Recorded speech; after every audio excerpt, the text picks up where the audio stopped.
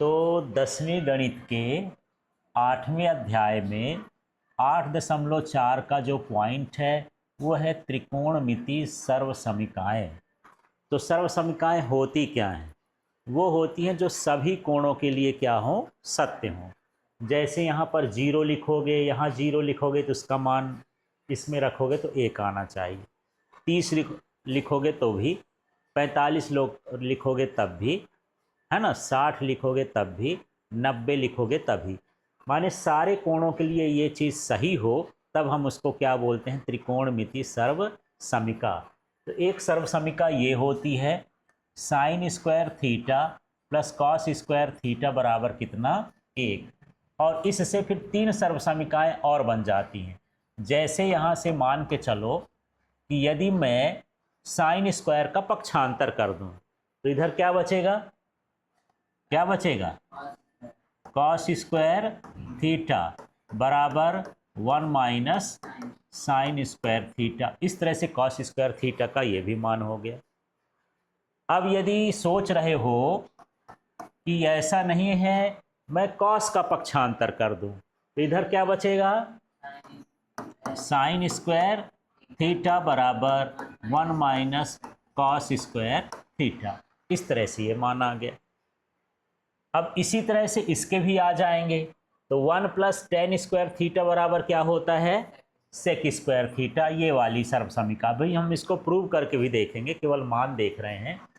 तो यहाँ पर क्या हो जाएगा, यदि पक्षांतर कर दोगे तो 1 बराबर sec square theta minus ten square theta.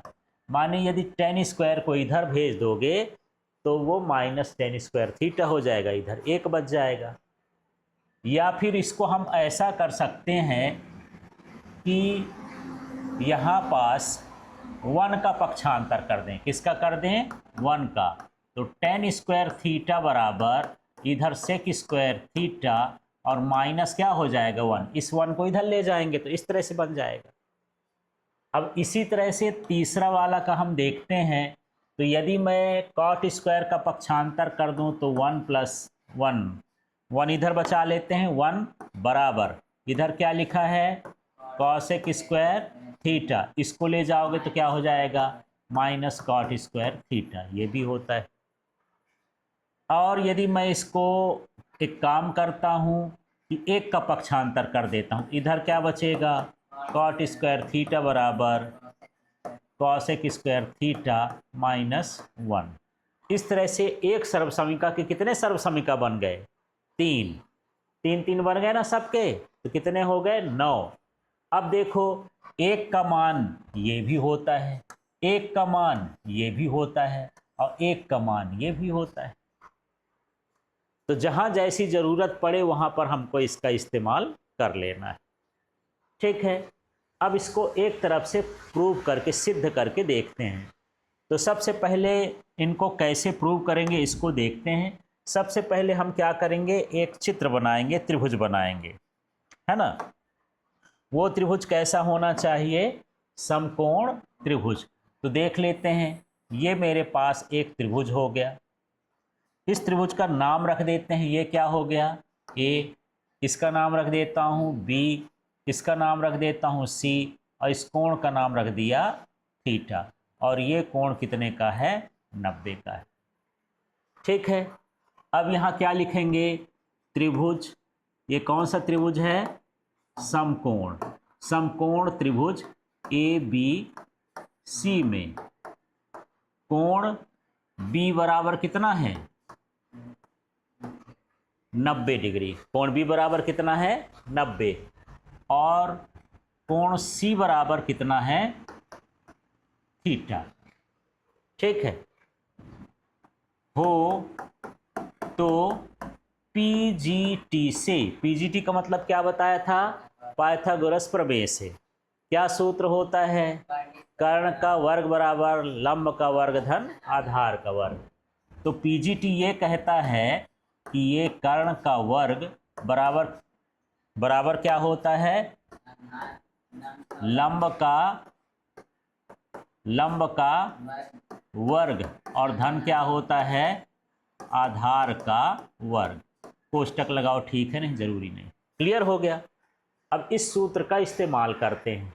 तो इसमें बताओ कर्ण क्या है, AC कर्ण है, तो ये मैं लिख दिया AC², ठीक है, बराबर लंब बताओ क्या है AB, तो यहाँ क्या हो गया AB का स्क्वायर प्लस आधार क्या है BC, ये BC का स्क्वायर।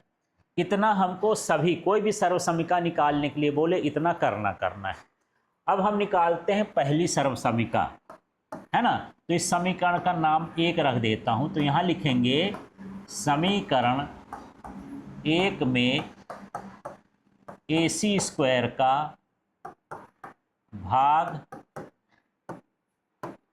करने पर, भाग करें, ये जो लिखा है ये क्या लिखा है AC², इसके बटे में क्या लिख देंगे AC², ठीक है, बराबर यहां क्या लिखा है AB², इसके बटे में भी क्या लिख देंगे AC², प्लस यहां क्या है BC², बटे में किसका हो गया AC²। यहां लिखे हो कि AC का भाग करना है, तो जो ऊपर है उसके सभी के नीचे क्या लिखोगे AC²। अब इसको ऐसा लिख सकते हो AC² कट जाएगा तो कितना हो गया 1, इसको लिख सकते हो AB बटे AC, और ये क्या हो गया स्क्वायर, प्लस ये क्या हो जाएगा BC बटे AC का स्क्वायर, ठीक है। अब यहाँ 1 लिख दिया, AB माने क्या होता है लंब बटे क्या हो गया कर्ण, है ना, माने ये क्या बन गया, ये बन गया लंब बटे कर्ण का होल स्क्वायर, प्लस ये क्या हो जाएगा आधार बटे कर्ण का होल स्क्वायर। तो लंब बटे कर्ण क्या होता है साइन थीटा, तो ये हुआ साइन थीटा और स्क्वायर लगा है तो ये हो गया साइन स्क्वायर थीटा, थीटा में स्क्वायर नहीं लगता है, और ये क्या हो जाएगा कॉस स्क्वायर थीटा।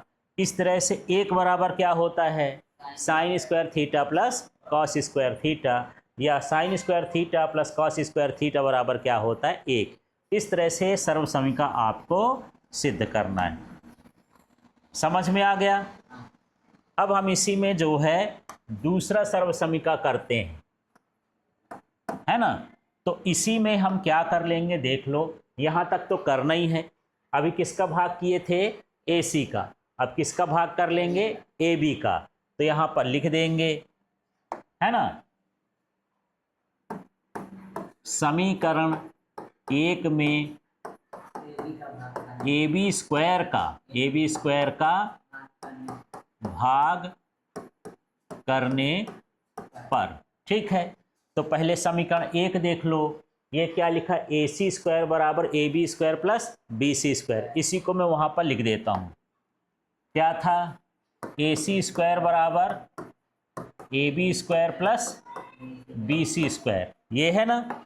अब इसमें बोलता है ऊपर हम जो लिखे हैं कि इसका हम भाग कर रहे हैं, तो सबके बटे में क्या हो जाएगा, इसके भी बटे में भी क्या हुआ AB², इसके बटे में क्या हो गया AB², इसके बटे में भी क्या हो गया AB²।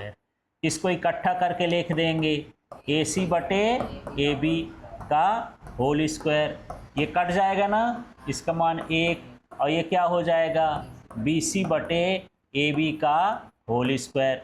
अब इसको लंब आधार कर्ण में कर लेते हैं, तो देखो AC और बटे में क्या है AB, तो यहाँ पर देखते हैं AC क्या कहलाया कर्ण और ये क्या कहलाया लंब, माने हमको मिल गया यहाँ पर कर्ण बटे लंब, ये क्या हो गया कर्ण बटे लंब का होल स्क्वायर बराबर यहाँ हो गया 1, प्लस अब BC बटे AB ढूंढते हैं, तो BC क्या है आधार और AB क्या है लंब, तो क्या आ जाएगा यहाँ पास,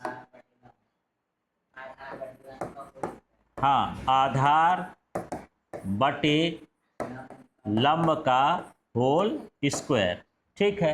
अब कर्ण बटे लंब बताए थे क्या होता है, कर्ण बटे लंब क्या होता है, हाँ तो ये हो गया cosec square theta, cosec theta होता है, इसमें स्क्वायर लगा है तो 1 कर दिए।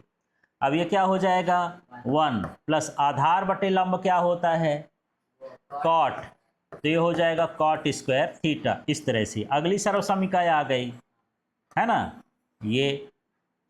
अब देखो अगला हम जब करेंगे तो अब किसका भाग करेंगे BC स्क्वायर का, तो वो सर्वसमीका भी आ जाएगी।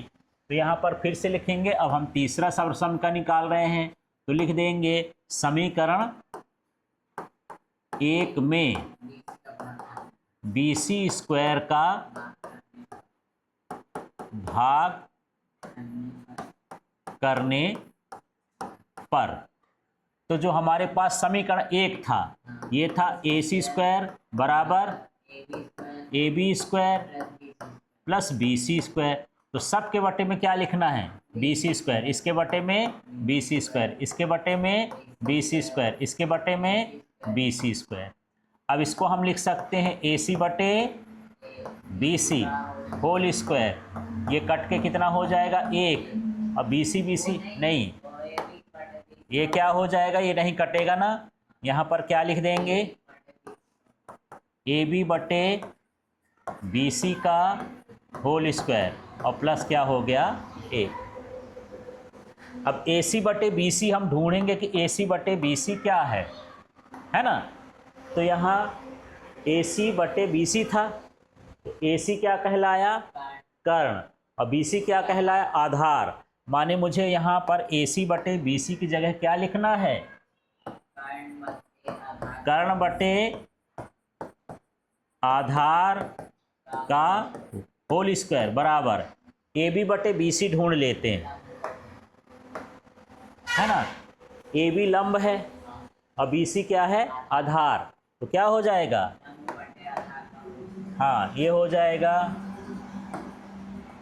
लंब बटे आधार का होल स्क्वायर प्लस कितना हो गया 1। अब कर्ण बटे आधार क्या होता है सेक स्क्वायर थीटा, कॉस का उल्टा है ना, कॉस होता है आधार बटे कर्ण, तो कॉस का उल्टा क्या होता है सेक, स्क्वायर लगा तो सेक स्क्वायर थीटा। अब लंब बटे आधार क्या होता है टेन, तो ये हो जाएगा टेन स्क्वायर थीटा और प्लस क्या हो गया 1। इस तरह से ये तीसरी सर्वसमीका हो गई। समझ में आ गया। अब प्रश्न उठता है कि तीनों यदि परीक्षा में नहीं आया, एक ही आ गया कि सेक स्क्वायर थीटा बराबर टेन स्क्वायर थीटा प्लस 1, इसे सिद्ध करिए। तो आपको समझ लेना है कि 10 होता है लंब बटे आधार, माने सब में किसका भाग करोगे आधार का, किसका भाग करोगे आधार का, बटे में आधार है ना। अब करना क्या होगा इसको देख लेते हैं, चाहे जो भी पूछे सब में इतना लिखना है, ये चित्र बनाना है। फिर यहाँ पर यदि ये वाला निकालना हो तो इसको करेंगे, दूसरा वाला निकालना हो तो उसको करेंगे, मतलब ये वाला, इसको निकालना हो तो ये करेंगे, एक नंबर वाला छोड़ देंगे, और यदि आपको ये वाला निकालना है तो इसको करेंगे। इस तरह से इकट्ठा प्रश्न नहीं आता है, यदि टुकड़े में आता है तो ऊपर का भाग वही रहेगा, चित्र वही रहेगा, जो सर्वसमीका निकालना हो उसको आप इस तरह से निकाल सकते हो। ठीक है।